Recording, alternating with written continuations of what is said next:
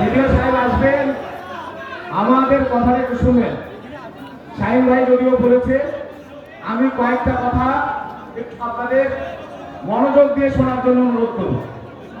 দেখুন, ভারতবর্ষের আন্দোলন একদিনে সফল হয়নি, কিন্তু একদিন হয়েছে। সালটা ছিল 1947-এর 15ই আগস্ট।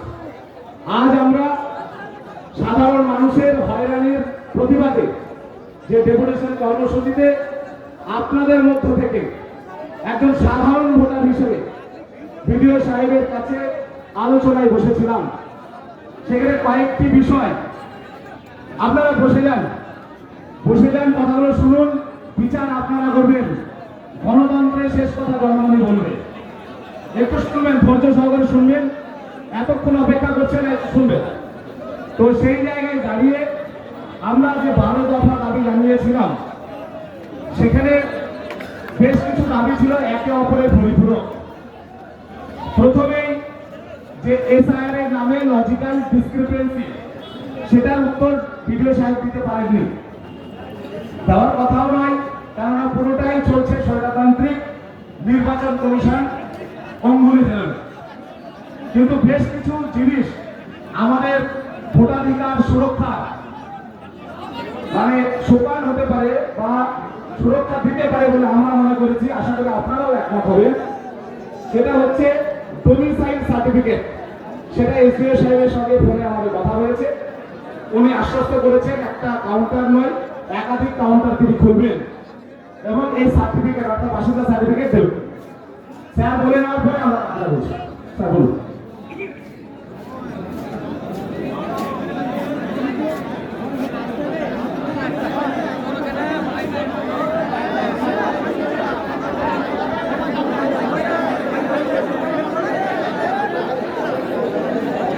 একটু শুনুন, বিডিও সাহেবকে বলতে দিন, ওনার মুখ দেখতে হবে এমন কোনো ইচ্ছা আমাদের নেই। আমার বক্তব্য কোনো দরকার, আমার কাজ দরকার। মুখ দেখে আমার কোনো লাভ নেই, কারো মুখ দেখে ওনার বলতে দিন। ঠিক আছে, আপনারা সকলে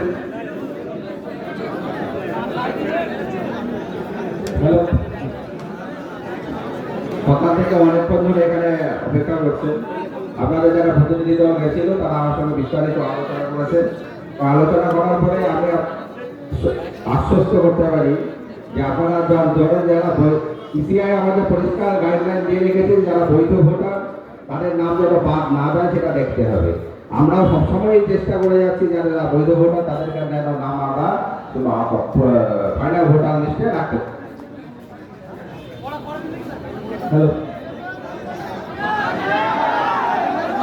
এ নিয়ে আপনাদের অযথা এরকম দুশ্চিন্তা করার কারণে দুই হচ্ছে আপনাদের লজিক্যাল ডিসক্রিপেন্সিতে যে সমস্যা আছে। এই লজিক্যাল ডিসক্রিপেন্সি মানে কিন্তু আপনাদের নাম বাদ দেওয়ার প্র্যাকটিক্যালি কোনো কারণ নেই। লজিক্যাল ডিসক্রিপেন্সি মানে হচ্ছে যে আপনাদের ম্যাপ ছিল কিন্তু তারপরে সিআই খানিক প্রশ্ন মানে কটা ঠিক দিয়েছেন, তার ভিত্তিতে আমাদের কাছে আমাদের হিয়ারিং আসতে হচ্ছে। যেহেতু হিয়ারিং এর একটা পদ্ধতি ওখানে সিস্টেমে জেনারেট করা হয়েছে, কাজেই আপনাদের কিন্তু হিয়ারিং এ আসতে হবে। জানি করা কষ্ট হচ্ছে, কিন্তু কিছু করার নেই, সিস্টেমটা আমাকে কমপ্লিট করতে হবে। আদারওয়াইজ যদি হিয়ারিং এ অ্যাকসেপ্ট থাকে তাহলে কিন্তু আমাদের একটু মুশকিল, কারণ আমরা সেই সিস্টেমটাকে কমপ্লিট করতে পারবো না। আমাদের পরিষ্কার লিখে দেওয়া আছে যে ইলেকট্রনের ক্ষেত্রে তার হিয়ারিং এর অপশন একটা অপশন আছে হিয়ারিং, তাহলে সেক্ষেত্রে তাকে হিয়ারিং করতে হবে। আপনারা এতদিন ধরে যে কোঅপারেশন করছেন, আরো কদিন আমাদের হিয়ারিং আছে, আশা করা যায় তারপরে আমরা হয়তো শেষ করতে পারবো। ঠিক আছে, হচ্ছে তারপরে আরেকটা যেটা আছে যে আপনাদের বক্তব্য ছিল যে আমাদের বিভিন্ন এত দূর এখানে আসতে হচ্ছে। তো আপনারা জানেন যে গতকাল বোধহয় সুপ্রিম কোর্ট একটা এরকম অর্ডার করেছেন, যাতে বলা হয়েছে যে ব্লক অফিসে ও পঞ্চায়েত অফিসে কেন হিয়ারিং করা হচ্ছে না। কিন্তু যেটা একটু সুপ্রিম কোর্ট যেহেতু বলেছেন, আমরা আশা রাখছি যে ইসিআই খুব শীঘ্রই আমাদের এই সংক্রান্ত যদি কোনো গাইডলাইন প্রকাশ করেন, আমরা ইমিডিয়েটলি তারপরে আমাদের পঞ্চায়েতগুলোতে যদি হিয়ারিং এরকম সম্ভব হয় তাহলে আমরা অবশ্যই ওখানে যে করবো, যাতে আপনাদের এর এতদূর আসার জন্য হয়রানি হতে না হয়। ঠিক আছে, কারণ আমরা প্রথমে প্রস্তাব দিয়েছিলাম যে একাধিক জায়গায় আমাদের হিয়ারিং হোক, কিন্তু আমাদের ইসিআই থেকে গাইডলাইন ছিল যে বিডিও অফিসেই করতে হবে, আদারওয়াইজ বিডিও অফিসের একদম কাছে অন্য সরকারি অফিস থাকলে সেটা করা হবে। কাজে এই জিনিসটাকে যদি সুপ্রিম কোর্টের নির্দেশ অনুসারে যদি এশিয়ার পরিষ্কার গাইডলাইন আছে এর মধ্যে বেরিয়ে যায়, আমরা আমাদের বক্তব্য পালনে দ্বিধা করবো না।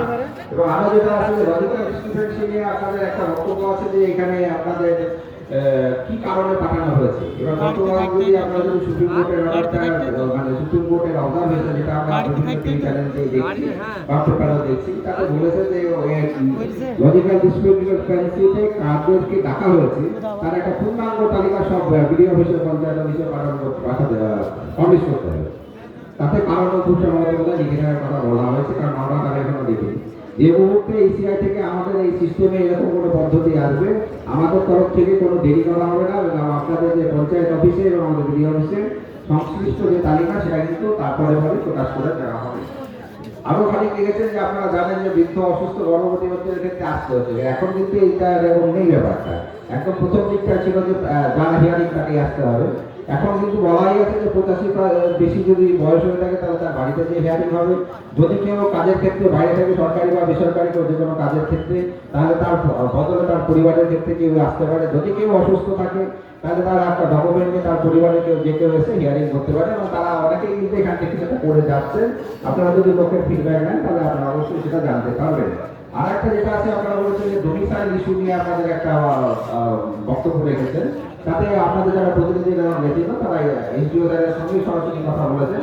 এনজিও স্যার আমাদেরকে যেরকম নির্দেশ দিয়েছে যে আমাদের একটা এরকম কাউন্টার খোলার ব্যবস্থা করতে হবে।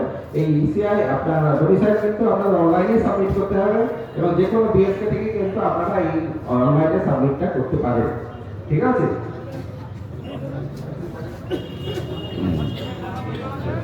মানে বাসিন্দা পার্মানেন্ট ডোমিসাইল মানে বাসিন্দা সার্টিফিকেট বলে আপনার ঘরের যেটা বলছেন সেটা। ঠিক আছে? আর একটা যেটা বলা হচ্ছিল আমাদের একটা হেল্পলাইন চালু করতে হবে। আমরা অলরেডি একটা হেল্পলাইন চালু করেছি, যাতে আপনাদের এই সংক্রান্ত কোনো প্রশ্ন থাকলে পরে পুলিশ প্রশাসনের তরফ থেকে আছে আর আমাদের অভিভাবকের তরফ থেকে আছে, তাতে আপনারা প্রশ্ন করতে পারবেন। তাহলে আমাদের যতখানি সম্ভব উত্তর দেওয়া সেটা আমরা আপনাদের গাইড করতে পারবো। এই ছিল আমাদের মোটামুটি। আর একটা কি আছে রিসিভ কপি আপনারা চাইলে বলছেন যে সুপ্রিম কোর্টে বোধহয় গতকাল এরকম কিছু একটা নির্দেশ দিয়েছে, যদিও আমাদের পরিষ্কার গাইডলাইন না, কিন্তু আমাদের রিসিভ চাইলে পরে আমরা আমাদের দিয়ে দেবো, তাতে সমস্যার কিছু নেই। কারণ আমাদের স্ট্যাম্প করাই আছে নর্মালি, চাইলে পরে আমাদের দিয়ে দেওয়ার জন্য ক্ষেত্রে কোনো আপত্তির কিছু না, অসুবিধারও কিছু নেই। ঠিক আছে? আর অ্যাফিডেভিটের ক্ষেত্রে বলা আছে, অ্যাফিডেভিট আমরা কিন্তু আপনাদেরকে বলিনি যে বাধ্যতামূলক, যদি কেউ দিতে চান দিতে পারেন, আদারওয়াইজ না দিতে চাইলে আমাদের কোনো জবরদস্তি কিছু নেই, এটা আপনারা বুঝবেন।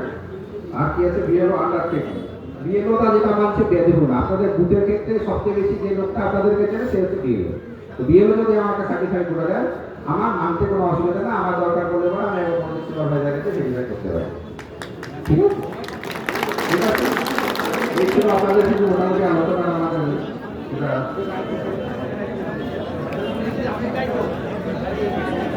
আমাদের যে দাবিগুলোর মধ্যে সব থেকে বড় দাবি ছিল বিএলওদেরকে ঠিক করতে হবে কে বাসিন্দা, বিএলওদেরকে ঠিক করতে হবে যে কে বাসিন্দা, কে ভারতের বৈধ নাগরিক, সেটা বিএলওরা ঠিক করে দেবে। তারিখ ভাই একটু মাইক অফ করবে, স্যারের কথা কোনো শেষ হয়নি, একটু অফ করেন। আপনারা যে এতক্ষণ ধরে আমাদের সবাইকে সহযোগিতা করেছেন, পুলিশ প্রশাসনকে যে সম্পূর্ণ শান্তিপূর্ণভাবে এই যে এতক্ষণ ধরে আপনারা বসে আছেন আন্দোলন করছেন, তার জন্য আপনাদের সকলকে ধন্যবাদ। আমরা আশা রাখবো যে আপনারা যে বক্তব্য দাবিগুলো দিয়েছিলেন, যেটা আমাদের পক্ষে জানানো সম্ভব আমরা জানাচ্ছি, যেটা আমাদের পক্ষে জানানো কিছু বলা সম্ভব না সেটা আমরা অবশ্যই যেটা আপনারা রিপ্রেজেন্টেশন দিয়েছেন সেটা আমরা ডিএমসির অফিসে পাঠাবো। ঠিক আছে? আপনাদের সবাইকে আরেকবার ধন্যবাদ জানিয়ে আমি আমার বক্তব্য ধন্যবাদ। ধন্যবাদ নওদার আধিকারিক সাহেবকে, ভিডিও সাহেবকে।